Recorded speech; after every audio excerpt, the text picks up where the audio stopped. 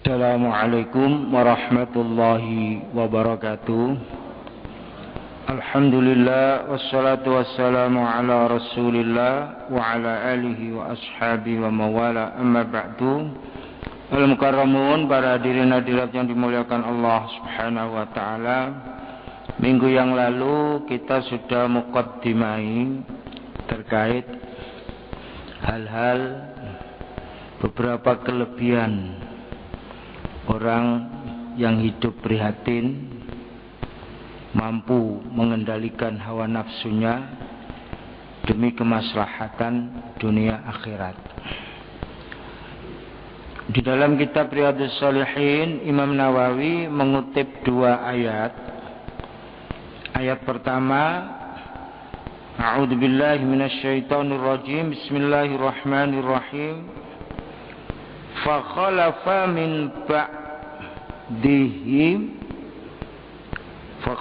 min ba'dihim khalfun adha'us salata wattaba'us syahawat fasawfa yalqawna ghayya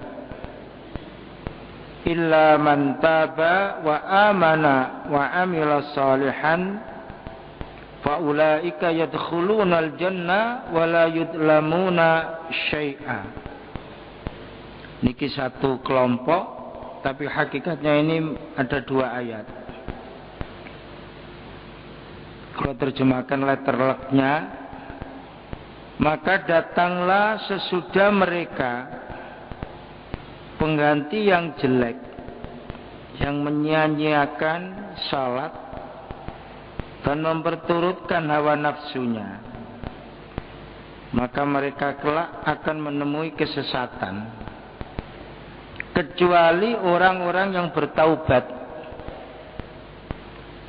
beriman dan beramal soleh, maka mereka itu akan masuk surga dan tidak dianiaya, tidak dirugikan sama sekali. Itu kelihatannya sewaktu Rasulullah SAW mau dipanggil ke rahmatullah, ini pesan-pesan khusus itu diungkapkan. Satu, salat. As-sholah. Terus umat saya. Yang ketiga, an-nisa, perempuan. Tiga komponen ini dipesan Nabi betul. Sebab rata-rata wong tuh mbaeno salat nih. Salatnya mboten suwe, tapi persiapan itu. Persiapannya niku kan perlu waktu. Nomor 2, males niku. Males. Pramila di dalam ayat Al-Quran jelas, wa innaha lakabiratun illa alal khashi'in. Abot salat kecuali orang yang serius, khusyuk. Napa malih jarene wong-wong salate kakean. Sedina sewengi ping 5. Pisane lak enak. Ya, tapi salat itu untuk sarana menghubungkan hamba kepada Khalik, agar kita selalu ada komunikasi dengan Allah. Kalau komunikasi dengan Allah lancar, insya Allah kita ingat kepada perintah-perintah Allah. Kita ini alhamdulillah Pak, diberi syariat yang seperti itu. Daripada dulu waktu Isra Mi'raj itu 50, tambah kerepotan kita 50 lah. Salatnya endi 50 itu. Wong sing 5 waktu wae berwete setengah mati. Ya tapi itu tidak masalah. Asalkan orang yang memperhatikan kepentingan itu. Karena komunikasi dengan Allah diperlukan. Ibarat anak lepas komunikasi dengan orang tua, repot Pak. Repot. Sekarang alhamdulillah alat komunikasi lancar di mana-mana itu.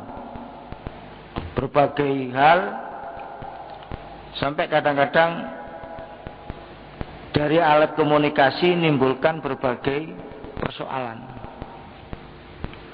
HP niki nggih satu segi manfaat, tapi satu segi nggih madarat. Makanya ada lembaga-lembaga tertentu gak oleh nggawa HP. Gak oleh nggawa HP. Kadang-kadang sholat kita lupa mematikan, ono sing nelpon. Ya nelpon bisa-bisa ada keperluan, tapi bisa-bisa ada yang mengganggu. Kalau orang Islam betul-betul tahu itu, Pak. Tahu. Jam sekian orangnya sholat, kecuali wangi gak sholat. Nah itu telepon semaunya itu. Iya kalau satu negara, kalau lain negara kan berbeda waktu. Jadi Rasulullah itu sudah mengantisipasi bahwa generasi berikutnya itu banyak melakukan keteledoran itu. Keteledoran. Sehingga beliau sendiri mengatakan khairul quruni qarni. Sebaik-baik abad adalah abad saya. Karena apa? Sahabat Rasul pilihan, semua pilihan. Yang enggak pilihan nyingkir, Pak. Nyingkir. Ada Musailimatul Kadzab yang enggak bisa ngikuti Nabi. Itu dianggap ngaku Nabi. Musailimatul Kadzab itu ternyata rumahnya itu dekat Yamamah. Yamamah niku wonten pundi? Wonten Riyadh, 60 kilo dari kota Riyadh. Alhamdulillah kalau ditakdirkan ke situ, tapi gak nyekar. Nyekar kok nama Musailimatul Kadzab. Kuburannya tidak ada, sudah dihancurkan. Itu 60 kilo persis. Namanya Yamamah itu. Dikirimi surat oleh Rasulullah, sekarang repot-repot Muhammad, saiki dibagi ya kenabian. Ini masa padane wali kota wae. Pemerintah daerah ya dibagi antara bupati dengan wakil bupati, wali kota dengan wakil wali kota. Ini kehormatan dari Allah, tidak bisa orang lainnya harus mengambil jatah itu, tidak bisa. Sangka beliau Musailimatul Kadzab itu membuat Al-Quran niru-niru. Kalau di dalam kita kan alam tara kaifa fa'ala rabbuka bi ashabil fil. Alamnya ja'al kaidahum. Fil niku kan gajah itu. Tapi dia melok-melok itu ad-difta mahiyad difta. Difta niku kodok. Jadi melok-melok sing kene gajah, Al-Qur'ane sing kono contone kodok. Ya tapi mari iku ndak bisa terus menggenane menungso. Ndak bisa. Akhirnya dia dibunuh oleh Wahsy itu. Karena Rasulullah SAW sewaktu membuka kota Mekah, Wahsy itu kan orang yang membunuh paman beliau Hamzah ibnu Abdul Muthalib. Dia termasuk pembunuh bayaran, pembunuh berdarah dingin. Disewa oleh Hindun. Hindun itu istrinya Abu Sufyan. Karena waktu peperangan Badar banyak saudara-saudara terbunuh di waktu Badar itu. Kenapa? Perang tanding itu. Ketepatan Nabi memilih orang yang hebat-hebat. Hamzah bin Abdul Muthalib, Sayyidina Ali bin Abi Thalib, terus Mus'ab bin Umair. Ternyata orang pilihan ini keluarga Nabi semua. Jadi keluarga Nabi itu dari segi ilmunya menonjol, keberanian menonjol, Pak. Waktu dianggap sing tembre-tembre, ndak itu. Ternyata perang tanding Sayyidina Ali maju. Sing kono termasuk kelompok-kelompok sing dipilih, nggih mati kabeh. Wong kene diizini oleh Allah, sing kono diizini oleh berhala. Nggih boten mungkin. Akhirnya Hindun ingin membalas sewaktu peperangan Uhud itu. Sampai nyewa Wahsy untuk membunuh Sayyidina Hamzah itu. Sayyidina Hamzah memang begitu, dan beliau orangnya besar, tinggi besar. Jadi dulu yang tinggi besar itu dua, Hamzah bin Abdul Muthalib dengan Umar bin Khattab.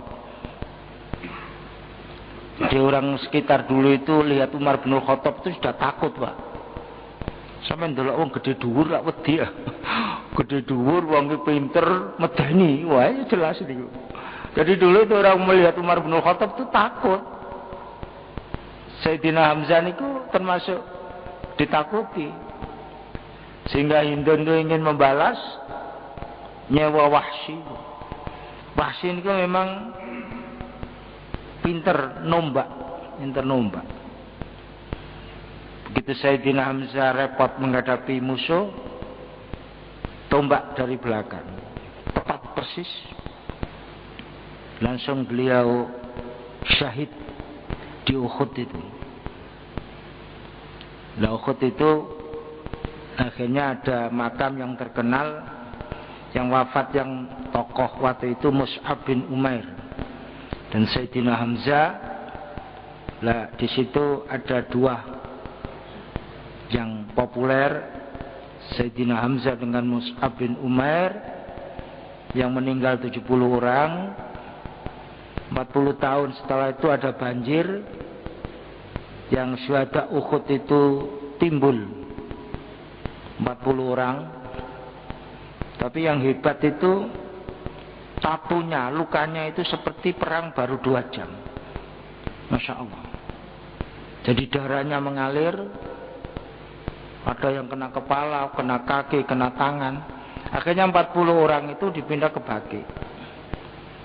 Makanya kenapa di Baqi itu ada makam syuhada Uhud, yaitu ceritanya. Nah, Wahsy ini termasuk yang di backlist. Napa backlist niku? Termasuk daftar hitam yang harus dibunuh oleh Rasulullah sewaktu membuka kota Mekah.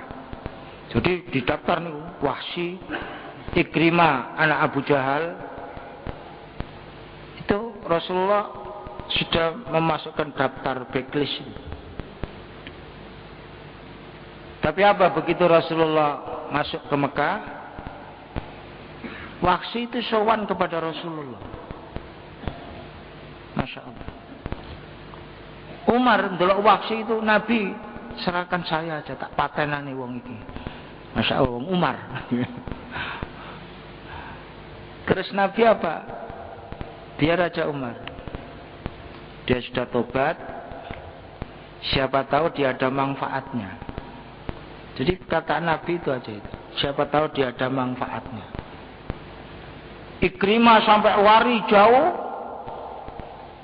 Akhirnya ada orang yang memberitahu, kamu minta maaf kepada Rasulullah, insya Allah kamu diampuni.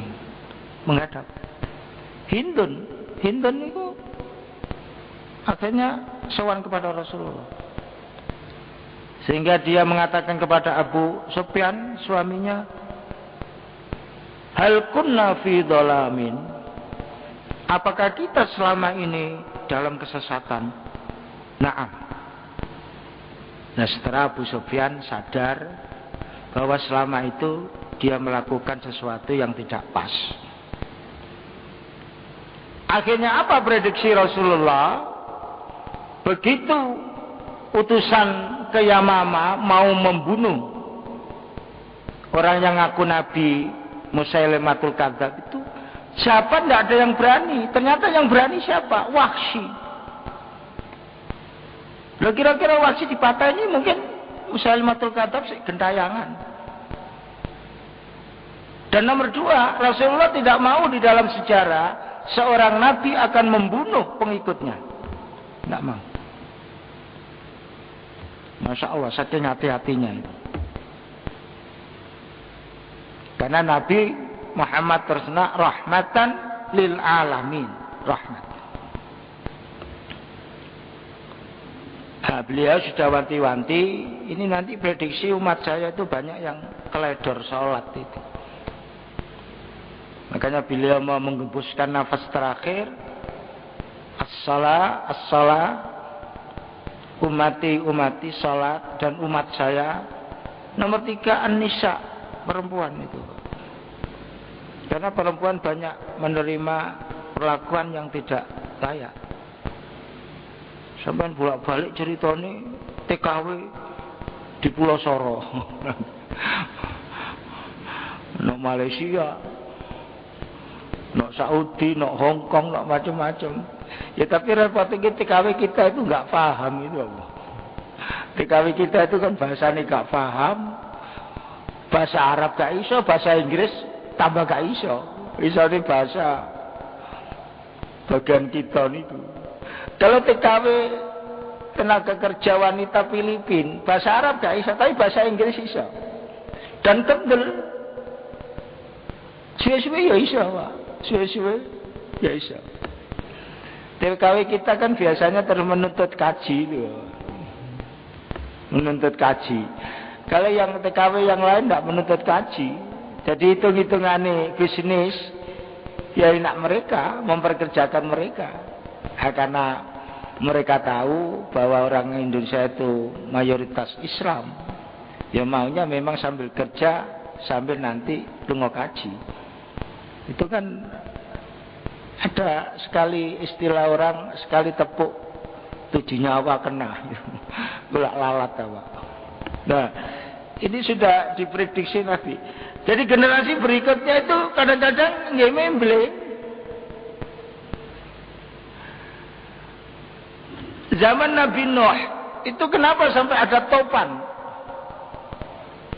Karena hakikatnya ingin memilih orang-orang yang pilihan. Siapa di situ? Ya sampai yang selamat 73 orang itu. Termasuk anak Nabi Nuh sendiri tenggelam. Namanya Kan'an itu. Selama ini yang kita kenal kan Kan'an itu anak Nabi Nuh. Biasanya sing mursal itu terkenal. Sing apik gak terkenal. Makanya yang pengen terkenal wis mursal wae. Nakal wae wis terkenal. Lagi kepengen ada film porno macam-macam. Cepet terkenal lah, Pak. Tapi terkenal negatif. Padahal putra Nabi Nuh itu istimewa itu ada 3 itu pilihan itu. 1 namanya Sam, 2 Ham, 3 Yafet. Ini anak Nabi Nuh pilihan betul itu. Yang Sam itu nanti akan menurunkan Nabi Ibrahim alaihissalam. Makanya dikatakan bahasa Semit. Kalau istilah Arab itu al-lugha as-samiyah, bahasa elit. Itu di dalam fikul lughah niku ada juntrungane bahasa niku wonten. Itu nanti menurunkan Nabi Ibrahim, Nabi Ismail sampai Rasulullah sallallahu alaihi wasallam.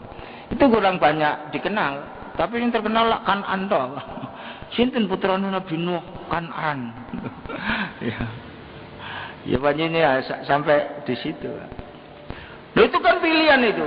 Tapi tambah lama para rasul sudah terlalu jauh, akhirnya mengalami kerusakan. Datang nabi yang lain, ya seperti itu. Awalnya pengikutnya pilihan bagus-bagus, yang mursal juga banyak. Tapi yang pilihan itu lama-lama, ya bukan karu-karuan itu. Hanya beberapa orang. Nabi Musa itu juga begitu. Kalau memang Fir'aun itu memang mulai awal musuh bebuyutan itu. Padahal Fir'aun itu tidak semua Fir'aun jelek. Yang Fir'aun yang jelek itu Fir'aun yang kedua. Namanya Ramses Ats-Tsani, Fir'aun kedua. Itu yang dianggap musuh Nabi Musa itu. Sehingga di Mesir sekarang itu masih banyak orang namanya Fir'aun.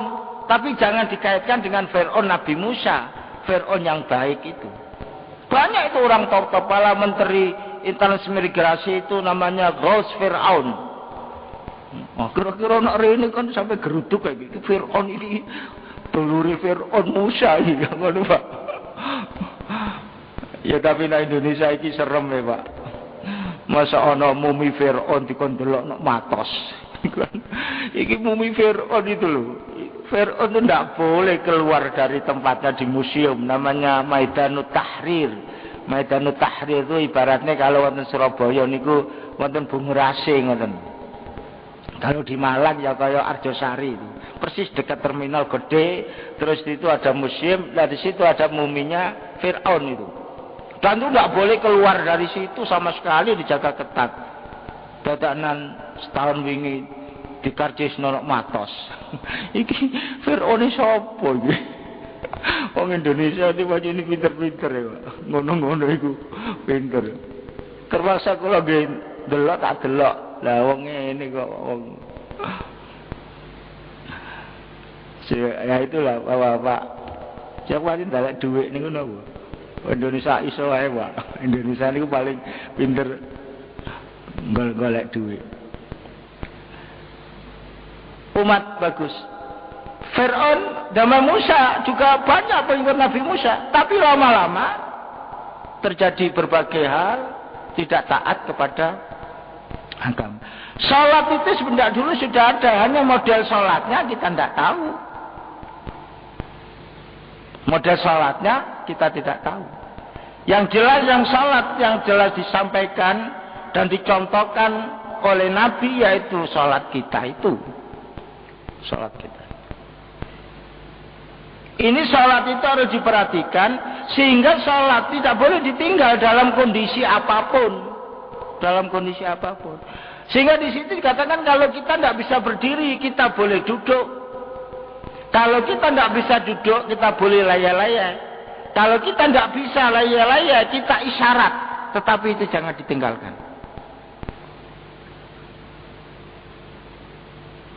Bahkan ada beberapa hadis Rasulullah SAW, itu nanti terjadi satu kelompok yang meninggalkan sholat atau sholatnya sak tepai. Salat itu mestinya kan harus jelas, berdiri jelas, rukuk jelas, sujud jelas. Tapi kalau tidak bisa, kita sebisanya. Kan itu jelas, Pak. Tetapi itu tidak boleh ditinggal. Sebisanya. Pemainnya sekarang banyak orang asam urat. Mau sujud repot. Kadang rujuk di petongkrong, macam-macam. Ya tapi kan sebisanya, Pak. Ada ulama besar, dia sujud sudah tidak bisa. Tapi sebagai imam akbar di Masjid Kotor itu, Syekh Yusuf Qaradawi itu, ya Syekh Yusuf Qaradawi yang karangannya ratusan itu, dia imam masjid besar itu, Pak. Beliau sudah tidak bisa duduk, itu sudah tidak bisa. Tapi tetap sebagai imam akbar, karena beliau hafal Al-Quran, bahkan takut.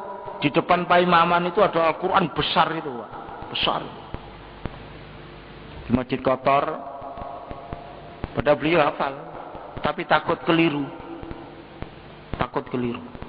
Jadi di depan, kata-kata besar. Kalau Ramadan, tarawih 20 rakaat, satu Al-Quran habis. Satu Al-Quran habis. Makanya Masjid Jami dulu ada yang minta 30 juz Ramadan. Lah iya sing njaluk mek piro lho, engko jamaah iso buyar kabeh. Soalnya dulu Masjid Jami itu pernah dituruti malah biasanya penuh mek cari pirang baris. Ya bagus, tetapi tidak merakyat, tidak memperhatikan. Silakan yang 30 juz setiap malam 1 juz. Kalau di Masjidil Haram itu 2 jam persis, Pak. Di Masjidil Haram gak apa-apa. Lalu Masjidil Liyane kan ya, Masjidil Haram itu sampai sholat 100.000 pisan. Nah sholat pirang ewu ya piro. Makanya kadang-kadang wong wis tau kaji iki sholatnya pun kebablasan iki. Nek ngono mboten sholat mawon. Wong sampean dosane sak pirang-pirang. Lha itu saya seperti itu. Jadi beliau berdiri bisa, begitu rukuk Setelah itu duduk di kursi. Duduk di kursi. Nah, ini salat ini harus dilakukan. Dan banyak mereka wattaba'us syahwat, mengikuti syahwat, hawa nafsu yang tidak baik. Fasaufa yalqauna ghayya, mereka termasuk kelompok yang rugi. Bahkan di sini ada tafsir mengatakan ghayya itu dikatakan neraka yang paling dalam. Neraka yang paling dalam. Kita tidak bisa membayangkan neraka itu berapa, kita nggak tahu. Mulai zaman Nabi Adam sampai sekarang itu berapa miliar manusia? Berapa miliar itu? Makanya kita selalu berdoa mudah-mudahan selalu mendapat syafaat dari Rasulullah Sallallahu Alaihi Wasallam. Dan untuk mendapatkan syafaat itu kan kita gampang itu salawat kepada Rasulullah. Terserah berapa banyaknya, terserah jenengan. Kecuali orang-orang yang tobat. Orang-orang yang tobat. Satu, orang yang tobat. Kedua, orang yang beriman. Ketiga, orang yang melakukan kebajikan. Wa amilas shalihan. Faulaika yadkhulunal jannah. Mereka jaminan masuk surga tanpa dikurangi kebaikannya. Tanpa dikurangi kebaikannya. Memang kadang-kadang kita juga teledor, ya tapi segera ingat. Segera ingat. Makanya sholat itu Masya Allah, kita itu paling enak Pak. Satu tempat kadang-kadang cari air sulit. Tayamum tidak ada. Adanya batu kerikil. Di Gaza itu katanya gitu itu. Sulit air. Lagi nak wudu ditembak. Masya Allah. Wonten Palestina itu. Terus kadang-kadang orang tanya, loh itu sampai kapan Ustaz? Ya terserah wong Palestina berjuangi. Berjuang itu harus orang dari dalam, bantuan dari luar. Ya tapi satu bangsa itu tidak akan bisa mendapatkan kemerdekaan secara mutlak kecuali bantuan yang lain. Jelas itu Pak. Indonesia umpama Jepang gak digempur sekutu, gak merdeka Indonesia. Ayo, gak merdeka itu. Dalam posisi tertentu digempur sekutu, menyerah Jepang. Termasuk Palestina ini. Nah diprediksi dunia politik itu nanti yang bisa menyelamatkan Iran. Makanya Iran digenjot oleh negara barat. Nah wong nuklir kanggo listrik wedi engko dinggo senjata. Lah nggih Pak. Makanya dilawan ternyata negara barat enggak wani, hanya mengasih sanksi. Sanksinya enggak efektif. Memang mereka siap hidup apa adanya. Di Iran tuh penuh segala kebutuhan. Penuh. Sehingga mereka tenang saja. Suwe-suwe sing embargo nggih bosen, Pak.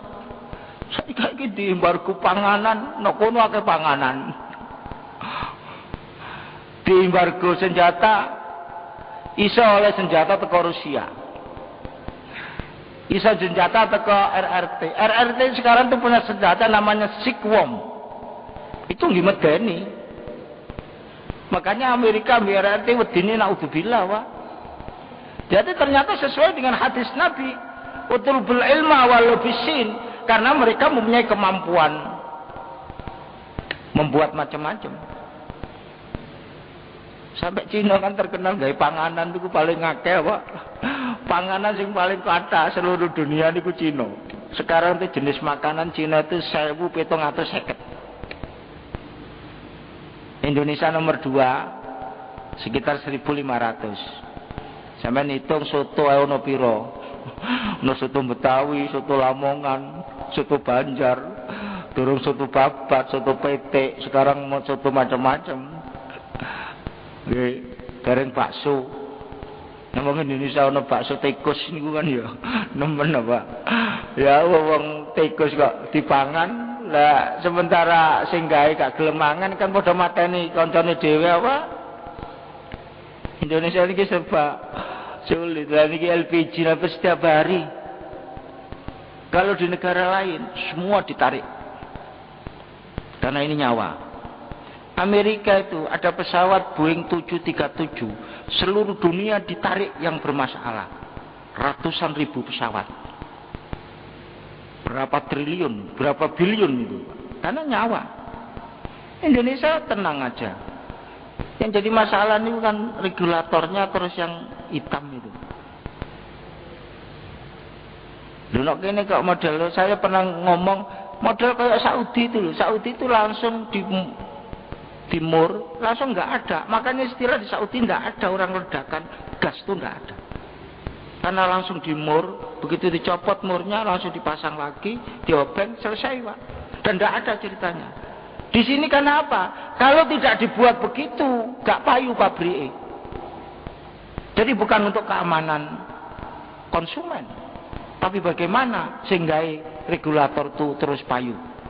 Makanya kadang-kadang dibuat seperti itu, itu perlu ditelusuri Pak. Setiap hari, terutama sing 3 liter nih. Ya 3 liter kan rata-rata yang ekonomi seperti itu kan seakan apa? Seakan. Nah, ini wanti-wanti Rasulullah. Lumpun 5:30. Niki 1 ayat ditambah ini 2 ayat terkait itu. Artinya generasi-generasi berikutnya itu nanti termasuk generasi membeli itu. Ya karena membeli diwanti-wanti. Tapi ada orang pilihan. Pilihan itu mesti ada Pak. Makanya di situ ada ayat Al-Quran. Kan min fi'atin qalilatin ghalabat fi'atan katsiratan biidznillah. Ada kelompok sedikit tapi justru bisa mengalahkan kelompok yang besar karena izin Allah. Dan itu bagaimana izin Allah? Dia mengabdikan diri kepada Allah, ibadah yang semestinya. Ada garis bawah. Mudah-mudahan kita mendapatkan hidayah dari Allah, mendapat kelompok yang selalu memelihara syariat Rasulullah SAW. Amin ya rabbal alamin. Al-Fatihah. A'udzubillahi minasyaitonir rajim. Bismillahirrahmanirrahim. Iyyaka na'budu wa iyyaka nasta'in. Shiratal mustaqim. صراط الذين أنعمت عليهم غير المغضوب عليهم ولا الضالين اللهم صل وسلم وبارك على سيدنا محمد الفاتح لما أغلق والخاتم لما سبق وناصر الحق بالحق والهدي إلى صراطك المستقيم صلى الله عليه وعلى آله وأصحابه حق قدره ومقداره العظيم اللهم افتح علينا حكمتك وانصر علينا من خزائن رحمتك اللهم سلمنا من آفات الدنيا وعذاب الآخرة وفتنتهما وبليتهما إنك على كل شيء قدير اللهم أعنا على ذكرك وشكرك وحسن عبادتك اللهم إنا نسألك الهدى والتقى والعفاف والغنى اللهم إنا نسألك العفو والعافية والمعافاة الدائمة في الدين والدنيا والآخرة إنك على كل شيء قدير اللهم نور قلوبنا كما نورت الأرض بنور شمسك وقمرك أبدا أبدا ربنا آتنا من لدنك رحمة وهيئ لنا من أمرنا رشدا ربنا آتنا في الدنيا حسنة وفي الآخرة حسنة وقنا عذاب النار سبحان ربك رب العزة عما يصفون وسلام على المرسلين والحمد لله رب العالمين والسلام عليكم ورحمة الله وبركاته.